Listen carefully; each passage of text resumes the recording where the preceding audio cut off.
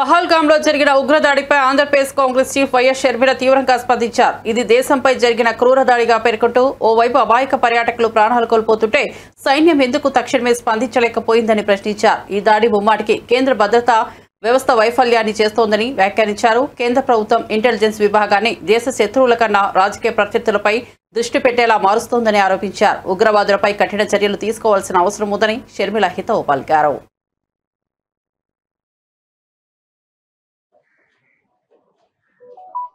ముఖం మీద కాల్చారు. ముఖం ఏం మిగలలేదు. చాలా భయంకరంగా, చాలా భయానకంగా చంపడం జరిగింది. వెళ్ళిన వాళ్ళు సామాన్యమైన టూరిస్టులే కాకుండా అక్కడ తీర్థయాత్రలకు వెళ్ళిన, అమరావతికి వెళ్ళిన పిల్గ్రిమ్స్ కూడా ఉన్నారు. కాల్పులు జరిపింది నిస్సహాయుల మీద, ఆయుధాలు లేని వాళ్ళ మీద. టూరిజం కోసం ఆ ప్రాంతం బాగుంటుంది కాబట్టి పహల్గాంను చూడడానికి, ఆ పక్కనే ఉన్న గుడిని సందర్శించడానికి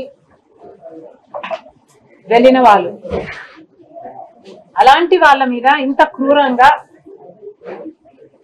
దాడి చేశారు అంటే అసలు వాళ్ళు మనుషుల కిందికే జమ కట్టడానికి వీల్లేదు. ఇది మన దేశం మీద జరిగిన దాడి. ఈ మధ్య కాలంలో మోడీ గారు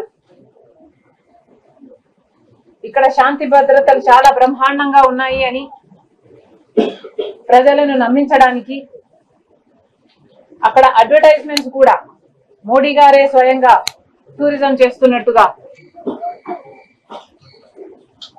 ఒక క్యాంపెయిన్ లాగా నడిపితే జమ్మూ అండ్ కాశ్మీర్ ప్రశాంతంగా ఉంది అని ఇంతమంది టూరిస్టులు, దాదాపు సంవత్సరానికి 2.5 కోట్ల మంది ఏమో టూరిస్టులు వెళ్లే పరిస్థితికి ఇప్పుడు జమ్మూ అండ్ కాశ్మీర్ చేరింది. మరి అలాంటి ప్రాంతంలో, మన బార్డర్ లో ఉన్న ప్రాంతం, ఎంతో మంది అమాయకులు టూరిజం కోసం, పిల్గ్రిమేజ్ కోసం వెళ్తున్న ప్రాంతం. మరి అలాంటి ప్రాంతంలో సెక్యూరిటీ ఎలా ఉండాలి? కానీ సెక్యూరిటీ ఎలా ఉంది? దీన్ని సెక్యూరిటీ బ్రీచ్ అనక మరి ఏమనాలి? సెక్యూరిటీ ల్యాప్స్ అనక మరి దీన్ని ఏమనాలి? అంతమంది టూరిస్టులు వెళ్లే ప్రాంతంలో కూడా కాల్పులు జరిపాక 15 నిమిషాల వరకు అసలు ఆర్మీ రాలేదు. అంటే వాళ్ళు ఎంత దూరంలో ఉండాలి? అంటే నిఘా వ్యవస్థ అక్కడ లేనే లేదు. ఒక కన్ను వేసి ఉంచే వాళ్ళు అక్కడ లేనే లేరు. ప్రొటెక్షన్ కోసం ఉండాల్సిన సెక్యూరిటీ కూడా లేరు. దీన్ని ఏమనాలి? దీన్ని సెక్యూరిటీ ల్యాప్స్ అనక, సెక్యూరిటీ ఫెయిలియర్ అనక దీన్ని ఏమనాలి? మరి దీనికి కారణం ఎవరు? ఇంతమంది చనిపోయారు అంటే ఈరోజు యాక్సిడెంట్ లో చనిపోయారా? ఉగ్రవాదాన్ని కంట్రోల్ చేయాల్సిన బాధ్యత ప్రధానమంత్రికి, హోంమంత్రికి, అమిత్ షా గారికి లేదా? ఈరోజు అధికారంలో ఉన్నది బీజేపీ పార్టీ. మరి అలాంటి బీజేపీ పార్టీ, మేము చౌకీదార్ అని చెప్పుకుంటున్న బీజేపీ పార్టీ మరి ఈరోజు దేశానికి చేసింది ఏమిటి? ఈరోజు ఇంతమంది అక్కడ చనిపోయారు అంటే దానికి కారణం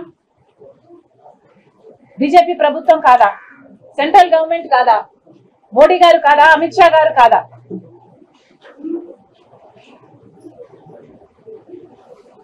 మోరల్ రెస్పాన్సిబిలిటీ వహించి ఈరోజు మోడీ, అమిత్ షా గారు రాజీనామాలు చేయాలని, రిజిగ్నేషన్ ఇవ్వాలని